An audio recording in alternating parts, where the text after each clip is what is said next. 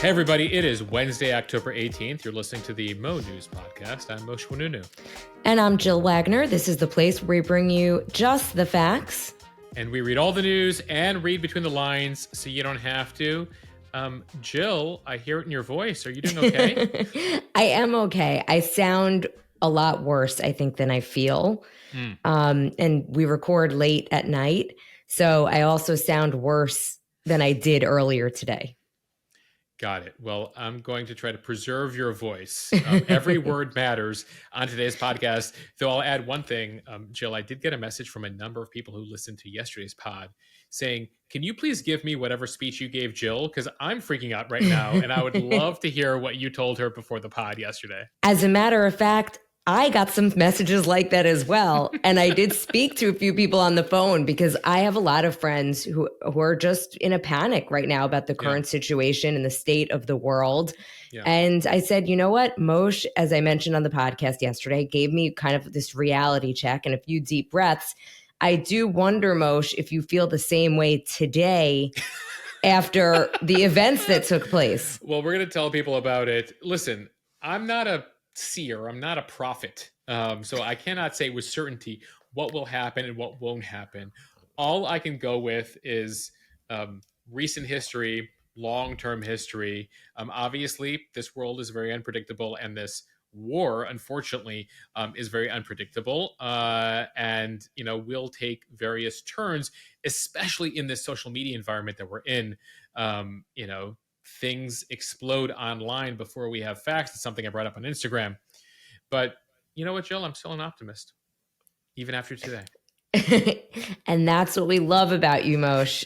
All right, let's get to some headlines here. We'll start, as mentioned, with the latest from the Middle East. A blast at a hospital in Gaza reportedly kills hundreds of Palestinians.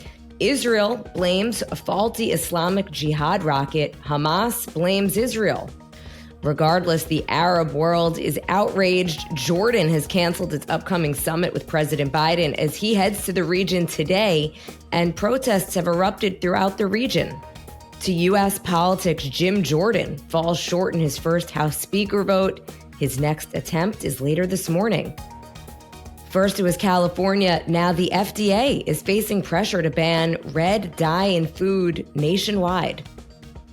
You know those fake reviews on Amazon and Tripadvisor? Well, now those companies and others are trying to do something about it.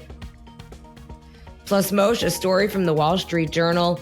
It's getting too expensive to have fun. Prices for concert tickets and live events has exploded. This is something that I have been talking about for a while, and I know other people feel it. It's too expensive to go see a live show.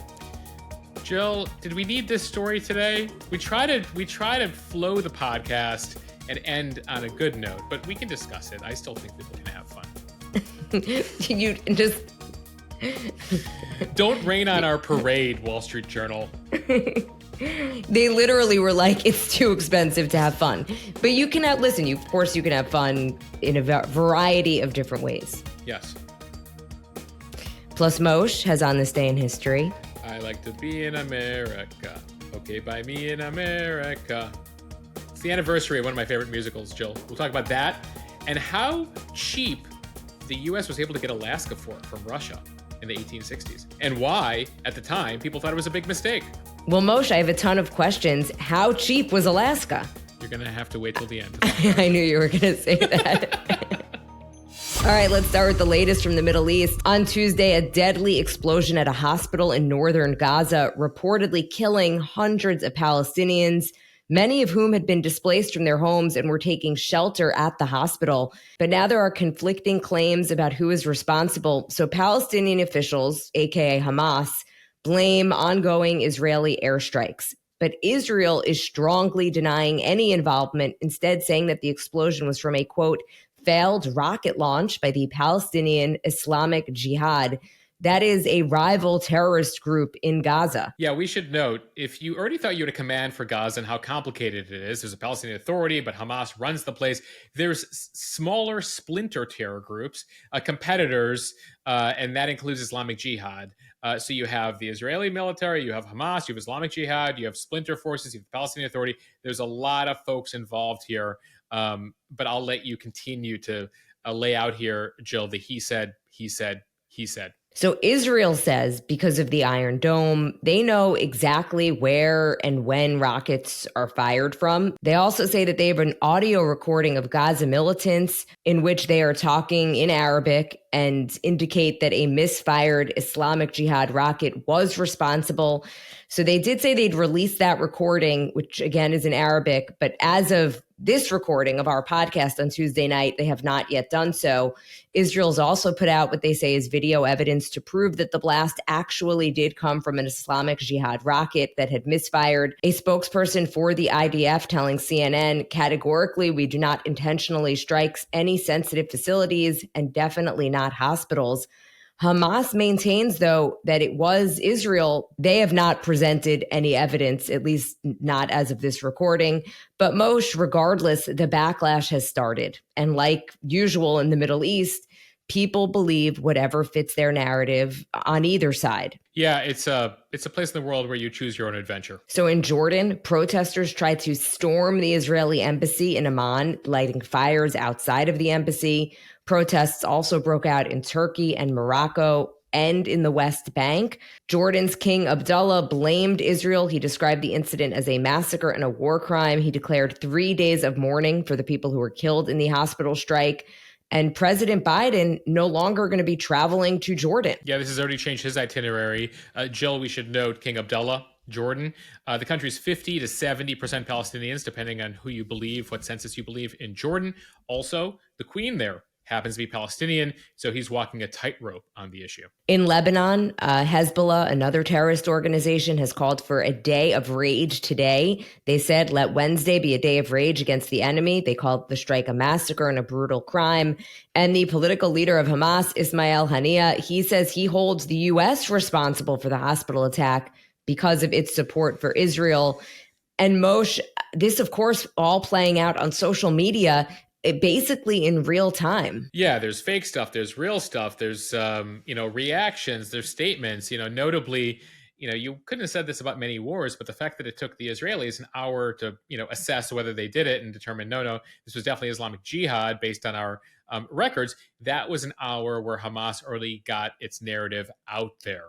And then combine that with influencers who purport to speak on behalf of the Israeli government, fake Facebook pages, the Israeli government editing some tweets, and initially putting out a video that turned out not to be accurate, but then they put an Al Jazeera clip that actually, they say, shows the Islamic Jihad rocket rising and then falling. So there's a lot here. The Israeli military saying that missile salvo from Gaza passed in the vicinity of the hospital at the moment it was hit. So basically, the Israelis were tracking this huge salvo. There's also a telegram thread from Hamas saying, we're about to launch a whole bunch of rockets. Minutes later, those rockets are launched. And then there's the explosion at the hospital. So they're trying to connect the dots here.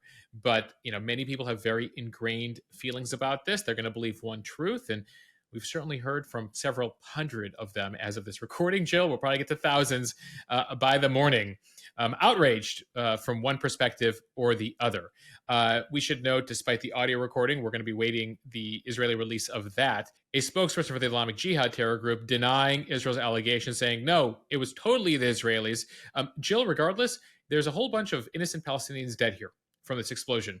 And let's not lose sight of that as the finger pointing continues. But the outrage, the narrative, especially, as Hamas kind of got out there first saying this was definitely Israel, led to the cancellation of the Jordan swing for President Biden. Also, the Palestinian Authority president, Mahmoud Abbas, a competitor to Hamas Islamic Jihad. In fact, they're a thorn in his side. He canceled his meeting out of loyalty to those groups and the narrative with President Biden. So he was set to meet with them. Instead, Abbas says he's traveling back to Ramallah, where, by the way, the Palestinians already hit the streets in that first hour, outraged at Israel, but also outraged at the Palestinian Authority, who they feel are insufficiently defending the people as people get angrier and angrier as this war unfolds. Biden was expected, as you mentioned, to meet with the Jordanian leader. That ain't happening. He was supposed to meet with the Egyptian president, al-Sisi, to discuss humanitarian efforts. This is a fast-moving, fluid situation, so we'll see what ends up happening with the Egyptians. But already, this is not going according to plan for President Biden. These things move very quickly. And one thing I'll tell folks, and we said it on the Instagram account, as you assess each thing that happens, you have to think about like who this helps and who this hurts. The one thing, the Israelis have to make their case, right? Because we live in this era. Hamas has to make its case. Everyone has different levels of veracity. We can say for the record here that the track record by the Israeli military and the Israeli government, they tend to be a hue closer to the truth in these situations than the Hamas terror group. We're not going to both sides stuff, but at the same time, there's a long track record there where at times the Israeli military has had to correct the record. So even Biden, as he was leaving Tuesday evening, put out a statement saying he was outraged by it, in terms of the death toll, etc., and didn't ascribe blame as of Tuesday night. Now, we might wake up on Wednesday morning and it might be a different story, but we're watching all of this unfold. But one thing to keep in mind, who does this hurt? Who does this help? Definitely the Israelis, who have the President of the United States coming in an unprecedented way. This is not something they needed, whether true or not, the narrative that they hit a hospital and killed a bunch of civilians at a time where President Biden really is sticking his neck out there for the Israelis and giving them whatever they need ahead of an imminent invasion. Moshe, to be a fly on the wall on Air Force One as Biden is just watching this unfold, I mean, he is going. The shame of it, too, is that some real good could have happened from his trip, meeting with a lot of these Arab leaders. Perhaps they could have figured out a way to get humanitarian aid into Gaza, maybe some type of negotiation on the hostages. And unfortunately, that's just not going to happen. Jill, the Middle East, so many people have tried with very optimistic viewpoints to solve some things there. And we know, we're watching unfold at least the last few decades of attempts and failures, etc. But there's a lot of high-level diplomacy happening here. There's a lot of what the public message is, what the private message is, why people are saying certain things, a lot of agendas. Jill, we posted on Instagram, somebody said, is X a neutral voice when it comes to these issues? And I'm like, you're not going to find a neutral voice in the world when it comes to the Middle East, whether you're talking about an NGO, whether you're talking about a government, authoritarian, democracy, foreign, local. Ultimately, it is a very immensely challenging thing. There's no black and whites. There's no simplicity here. Sorry to tell everyone. And so what you just have to take in is that things are going to be complicated. The good guys will do bad things. The bad guys, at times, you're like, well, why am I rooting for them? And even the simplicity of good guys and bad guys, let's not even get into that. So we see it playing out in the Middle East. We see it playing out on college campuses across the country. Jill, I hate to use the word unprecedented, but these are unprecedented times. We don't know how this is going to play out. But we do hope that peaceful voices prevail here before this escalates further. As for the situation on the ground, at least, again, as of this recording Tuesday night, Israel has not launched its expected ground invasion into Gaza. Hamas continuing to fire rockets into Israel. The humanitarian situation in Gaza continuing to get worse. There is humanitarian aid, and it's piling up at Gaza's border with Egypt, despite diplomatic efforts to open a corridor from that Rafah crossing. Yeah, let's hope that at least comes out of the Biden visit, that aid goes to the people who need it. Now to politics here at home. In the first round of voting, Republican Congressman Jim Jordan failing to secure the number of votes needed to become the next Speaker of the House. That leaves the lower chamber without a leader for at least another day. We're going on 2 weeks now. Moshe, the word of this podcast, unprecedented. Yep. Jordan says the next vote will happen today at 11 a.m. Hoping the second time's the charm. He said he had good discussions with his Republican colleagues and some of the holdouts. Now, in round one, 20 Republicans voted against him, meaning that Jordan won just 200 votes, falling short of the 217 needed. Democrats, as expected, again nominated Minority Leader Hakeem Jeffries. He received 212 votes. Yeah, Democrats are like, keep us out of it. And actually, we are sort of enjoying this chaos. Now, is that good for the country? Probably not. Is that good for next year's midterm elections? Probably. So some of you have expressed that frustration, being like, well, can't we just focus on the country's problems? And Democrats are like, no, we're going to sit here eating popcorn while the Republicans fight it out. So what happens now, Jordan will try to cobble together these votes. His hope is that those 20 or so votes, that they were protest votes, they got it out of their system, that he'll convince them to come over. They just wanted to make their case. Some of them voted for McCarthy, a handful voted for Scalise, who had to withdraw his name last week, as the Jordan wing of the party effectively blocked him from being the next speaker. Notably, though, Punchbowl News, they do a Capitol Hill newsletter, very inside baseball, but really good reporting over there. They say things are not looking good for Jordan as of late Tuesday night and could get worse, as in the second and third votes, he might see more Republicans drop off and vote for others as opposed to vote for him. So the second vote, if it happens today, will be crucial, as are things going in the right direction. Notably, those 20 Republicans who voted against him, not all moderates. We know that some moderates have an issue with Jordan because he's sort of on the far right. We know that moderates have an issue with Jordan because he is on the far right. But included in those 20 included some conservatives who don't trust him. Also, he's made some enemies through the years. And there are some who just don't want to reward that wing of the party. He founded the House Freedom Caucus. This is the far right group. They brought down McCarthy. And there's some members of the party who are like, we cannot have this group that wants to shut down the government, do extreme things, lead our party. So Jordan hopes to have voting wrapped up by today and be the new speaker. But again, watch those votes because if he's getting less, or he still has like 14 to 15 by the second vote who are voting against him, this could be a long battle for him, and he might not be the next Speaker of the House. Keep in mind, McCarthy did fight it out in January. It took him 15 rounds to be the next Speaker. Will Jordan do that, or will the party have to retreat and find some sort of palatable alternative? One scenario, Jill, that's Patrick McHenry. You might notice him at the end. He gavels them in and out with a very big bang. He seems very angry lately. He was a McCarthy ally. He has no official powers right now. This is a new position. But if the Jordan thing doesn't work out and they can't find a speaker, they might have to say, you know what, we're going to give some power to the temporary speaker because we ain't going to have a permanent one very soon. And so, Jill, the word of the podcast today, that would be unprecedented. We'll see what happens. So I actually didn't get to watch any of the votes, but I am on our Mo News group chat, and somebody had commented that apparently McHenry loved using the gavel. What happened? What's the deal? So if you watch at the end of the vote when he gavels in session and out of session, but particularly out of session because like things are not going as planned, he has an extra anger when he slams that large gavel down to put them into recess. Like, it doesn't feel like, hey guys, we're going to recess. It's like, damn it. Like he's pounding meat. Oh yeah, that meat would be flattened. Jill, we will try to put together a montage over on the Instagram account of like Patrick McHenry just trying to break the gavel. Okay, time now for the speed read from NPR. There is some new pressure on the FDA to take action on synthetic food coloring, red number 3, after California passed a law to ban it last week. So California, as we reported here, became the first state to ban 4 food additives, including red number 3. And now public health advocates are pushing to remove the dye from the food supply nationwide. One doctor, Peter Lurie, he heads the Center for Science and the Public Interest. It's one of the groups that filed a petition last October with the FDA to ban the use of red number 3.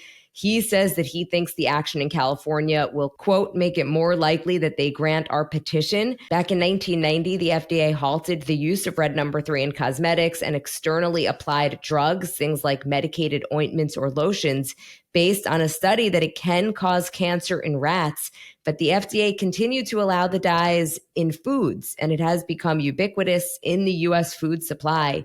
Since then, multiple studies have linked consumption of synthetic dyes to behavioral issues in children, including hyperactivity. Synthetic food dyes like red number 3 give that bright, flashy coloring to foods, making them more appealing to the eye. Yeah, if you look at the back of various candies, Peeps, Hot Tamales, Candy Corn, Pez, Fruit by the Foot, Ring Pops, Double Bubble are among those that use red dye number 3. Jill, you mentioned the FDA made the decision back in 1990. You know how long ago that was?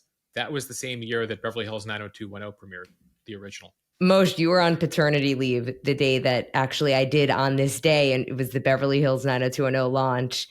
And I felt sad that you weren't there because I have such passionate feelings about Beverly Hills 90210. It was one of these that I really could talk about.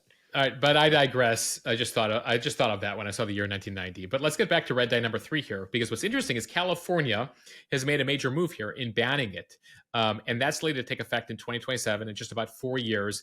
But that would create a patchwork of state requirements that will increase food costs, create confusion amongst consumers, especially parents. And so the California EPA reviewed a body of evidence on the synthetic dyes and found that dyes consumed in food can negatively impact children's behavior. Out of 25 studies they looked at, more than half identified a positive association between artificial food coloring and behavioral outcomes when it comes to concentration, when it comes to hyperactivity. Now, nationally, they'll have to figure out at the FDA what to do about it. But an FDA spokesperson tells NPR that they are actively reviewing the petition post California's move, and they will assess whether there's, quote, sufficient data to revoke its use. In regards to the cancer risk identified back in 1990, the FDA has argued until now that was just specific to rats, not people. But Peter Lurie and the groups you mentioned earlier, they argue that that's not the case. And so there's a dispute here, and they're hoping the FDA will consider red dye number 3 now on a national level. From the New York Times, the AI wars continue. The Biden administration on Tuesday announced additional limits on sales of advanced semiconductor chips by American firms. The goal is to limit China's progress on supercomputing and artificial intelligence. The rules appear likely to halt most shipments of advanced semiconductors from the United States to Chinese data centers, which use them to produce models capable of artificial intelligence. More U.S. companies seeking to sell China advanced chips or the machinery used to make them will be required to notify the government of their plans or obtain a special license. The Biden White House argues that China's access to advanced technology is dangerous because it could aid that country's military in tasks like guiding hypersonic missiles, setting up advanced surveillance systems, cracking U.S. codes. Leading AI experts have warned that the technology, we've talked about this on the podcast, if not properly managed, could pose an existential threat to humanity. In the long run here, these limits could also weaken China's economy, given that AI is transforming industries. But at the same time, the U.S. worries about mastery in China and their ability to outpace the U.S. when it comes to AI. Others worry that this will actually limit U.S. influence, forcing China to innovate, develop their own systems, create this kind of two internets, two AI systems. So there's a lot of arguments here back and forth, but in particular, you have noticed a trend line that Biden has followed through with a lot of the stuff Trump was doing on the latter end when it comes to trade agreements, when it comes to limits on China, feeling like, while we could play kumbaya for a while with them, it has gotten much, much more contentious through the years.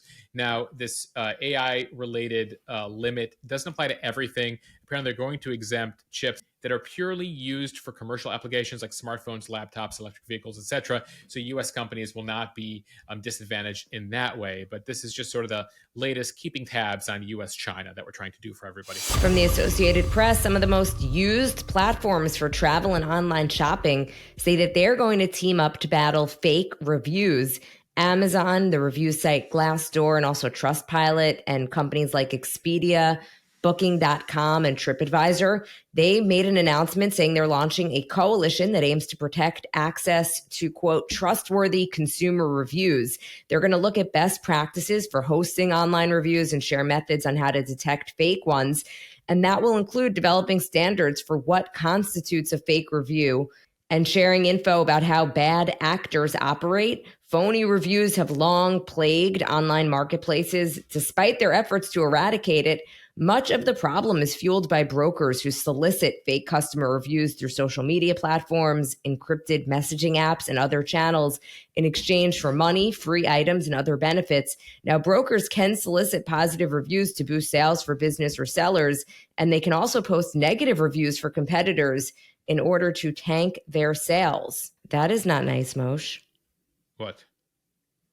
Posting a negative review on a competitor's site. Not at all. And it's something that companies and the government is looking to take more seriously here. Last month, Amazon said 2 review brokers in China were sentenced to 2.5 years in prison and 3 years probation after using messaging apps to advertise and sell fake reviews to Amazon selling accounts. The company has filed a flurry of lawsuits in the past year against operators that are doing similar things. Reviews matter. I certainly look at them. I know you do, and everyone else does. And if you can't trust the reviews, how do you know what you're getting is legit? So there's a lot of bogus stuff out there. Federal regulators here in the US have said they're aiming to crack down on bogus reviews that deceive consumers. In June, the Federal Trade Commission proposed a new rule that, among other things, would prohibit businesses from selling or obtaining fake reviews, suppressing honest reviews, and selling fake social media engagement. So this is another case of the government catching up to technology. Businesses would also be prohibited from creating or controlling a website that claims to provide independent opinions about its products. The whole hey, have you checked out the Citizens for a Better X? Sponsored by X company. So apparently that continues to be a thing. That's what they call review hijacking. And so there's a lot the government's looking into here in terms of what the violations, what the penalties will be. The companies themselves that you mentioned earlier, Tripadvisor, Amazon, etc., they had a conference last year. They're going to be following up this December at a second conference organized by Amazon to figure out what to do about all these fake reviews. And finally, as we mentioned at the top of the podcast from the Wall Street Journal, it is getting too expensive to have fun. Ticket prices for live entertainment events, from Taylor Swift concerts to National Football League games and high season Disney theme park visits, rose at a startling rate this year, triggering a phenomenon that analysts have dubbed Fun-flation. Everything's got inflation now. So families coughed up large sums saved during the pandemic to attend live events in parks this year. Friends treated themselves to memorable performances. Mothers took their daughters to stadiums packed with friendship bracelet-clad concertgoers to see Taylor Swift's Eras Tour. And now some Americans are feeling tapped out. Nearly 60% say that they've had to cut back on spending on live entertainment this year because of rising costs. That's according to a Wall Street Journal survey. About 37% of respondents say they just can't keep up with the rising price of events that they want to attend. And more than 20% say that they are willing to take on debt to continue to be able to afford their favorite entertainment activities. And about 26% say that they don't spend any money at all on live entertainment. That is up from 16% before the pandemic. Jill, is this considered live entertainment? Because we come to people for free. And I think we're fun most days. Maybe we need to do some live shows, and we'll try to keep it really affordable, folks, as not to contribute to funflation.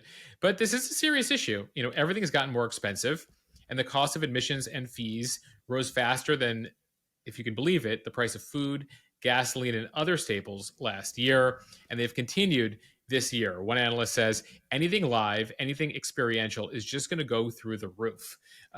Keep in mind that a lot of people, were locked in there through COVID. So the idea of live experiential stuff became highly coveted and then therefore highly expensive in the past year. Americans were on track to spend about $95 billion this year on tickets to amusements, including movies, live entertainment, sporting events. That was as of August data, so we'll continue to track that. Live music itself has undergone supercharged ticket prices. We've discussed this with the Taylor show, with the Beyonce show, etc., because of strong demand from some consumers who are willing to pay exorbitant prices to see it.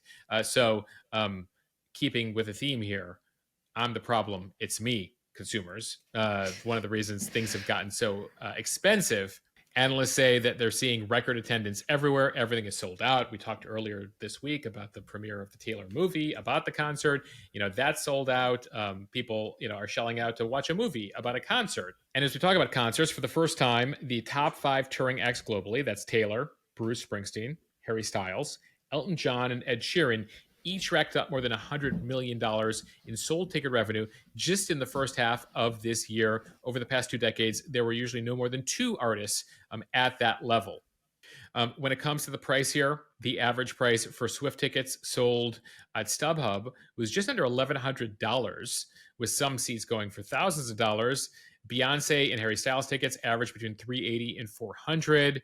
And then even soccer in America, not a very popular sport, but Lionel Messi has joined MLS. The price of the tickets to go see him in Miami, they're up to $250 a piece. It used to be $30 to see a soccer game here in the US. I'm glad you mentioned StubHub because that was the problem. There's so much demand that most people can't get the tickets when they first go on sale with Ticketmaster or whomever's selling them, and that they have to get them on the secondhand market like a StubHub, and the prices are outrageous. I've looked all summer at concerts that I wanted to see, and I was like, I can't rationalize hundreds of dollars, to see whoever is playing. No, you're going to the Taylor movie theater show, right? Yes. Yeah. And I'm splurging on popcorn. That's that's the night. All right, now time for On This Day in History. As promised, we're going to start in Alaska. The year is 1867.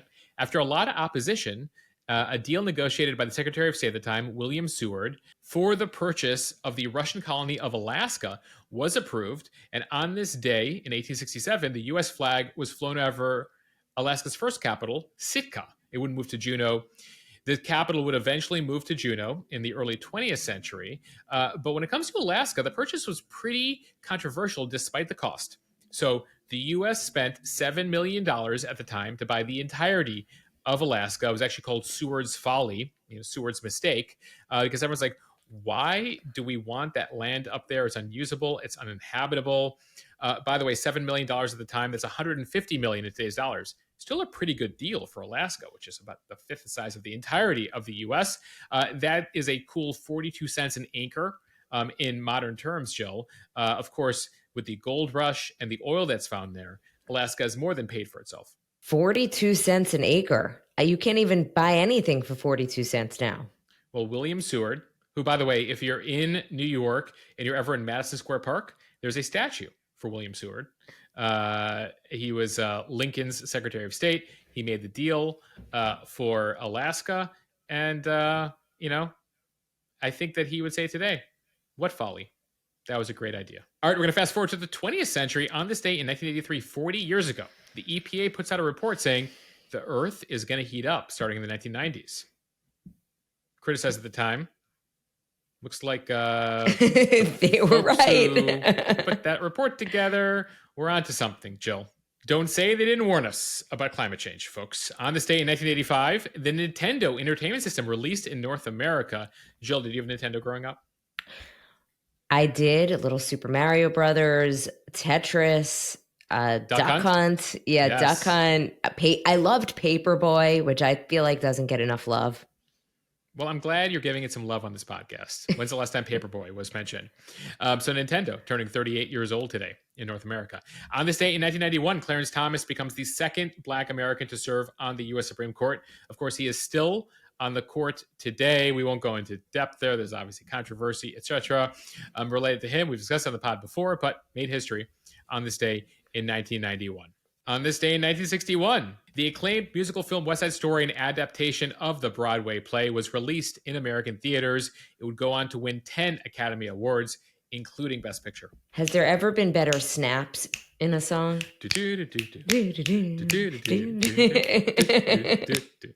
When you're a jet, there's I don't know how many of you are musical theater people, but amazing soundtrack.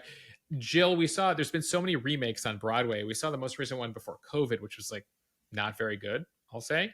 And of course, Spielberg recently remade West Side Story as a film. It's sort of one of these musicals that just, is constantly people feel like they can do a new version of. The theme of it, I feel like, also lives on, right? Like the Jets versus the Sharks, a love story.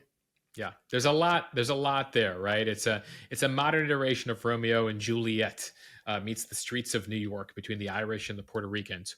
Anyway, finally here, on this day, 35 years ago, this was a popular show in our household growing up, Jill. Roseanne, starring Roseanne Barr, premiered on ABC. Did you watch the Roseanne reboot? I did not. But there's a lot of controversy associated with that. I feel like Roseanne herself has also said some really absurd things through the years.